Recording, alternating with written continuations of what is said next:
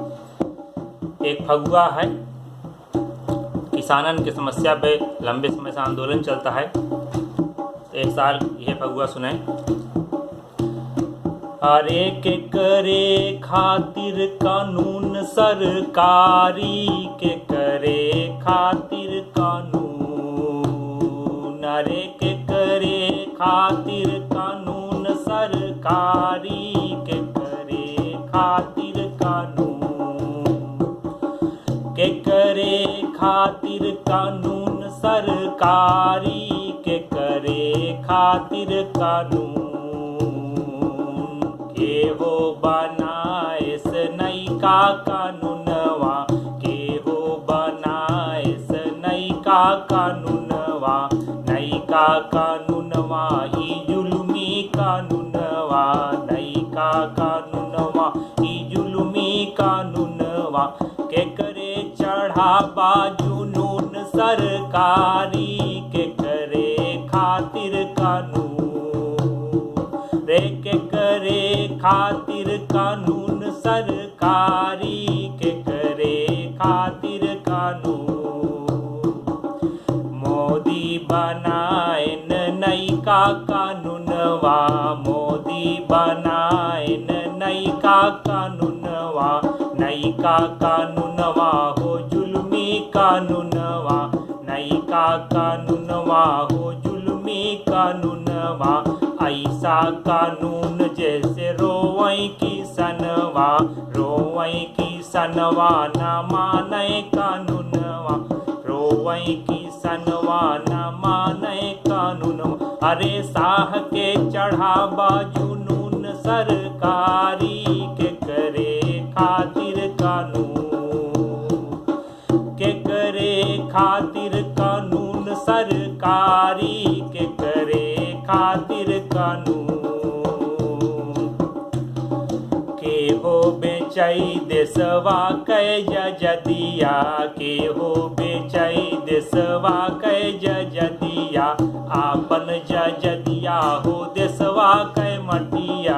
आपन जदिया हो देशवा कै मटिया, देशवा कै मटिया हो आपन अजदिया, देशवा कै मटिया हो आपन अजदिया, आपन अजदिया हो आपन अजदिया, के हो लुटई भंडार सरकारी, के करे खातिर कानून, के करे खातिर कानून सरकारी, के करे खातिर कानून, हे मोदी बेचई देशवा कै जदिया, मोदी बेचई देशवा कै जदिया, आपन जदिया हो देशवा कै मटिया, आपन जदिया हो देशवा कै मटिया, देशवा कै मटिया हमार संपत्तिया, देशवा कै मटिया हमार संपत्तिया, हमार संपत्तिया तोहार संपत्तिया, हमार संपत्तिया तोहार संपत्ति, अरे लूटे अंबानी भंडार सरकारी, के करे खातिर कानून, अरे लूटे अंबानी भंडार सरकारी, के करे खातिर कानून, के करे खातिर कानून सरकारी, के करे खातिर कानून, देशवा कै जियरा है खेती किसानी, देशवा कै जियरा है खेती किसानी, खेती किसानी से मिलई रोटी पानी, खेती किसानी से मिलई रोटी पानी, मिलई रोटी पानी चलई जिंदगानी, मिलई रोटी पानी चलई जिंदगानी, उही कै दुश्मन कानून सरकारी, के करे खातिर कानून, के करे खातिर कानून सरकारी, के करे खातिर कानून। और यह कानून क्या है, का भाव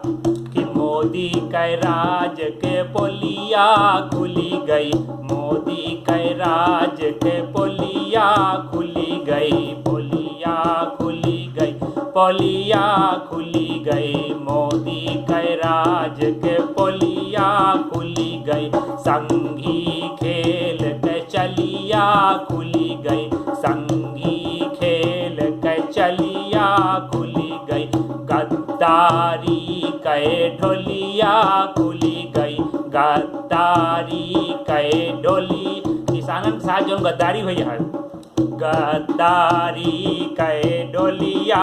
खुली गई, खौलत किसानन के खून संगवारी के करे खातिर कानून, अरे खौलत किसानन के खून संगवारी के करे खातिर कानून, के करे खातिर कानून सरकारी के करे खातिर कानून, अरे के करे खातिर कानून संगवारी के करे खातिर कानून,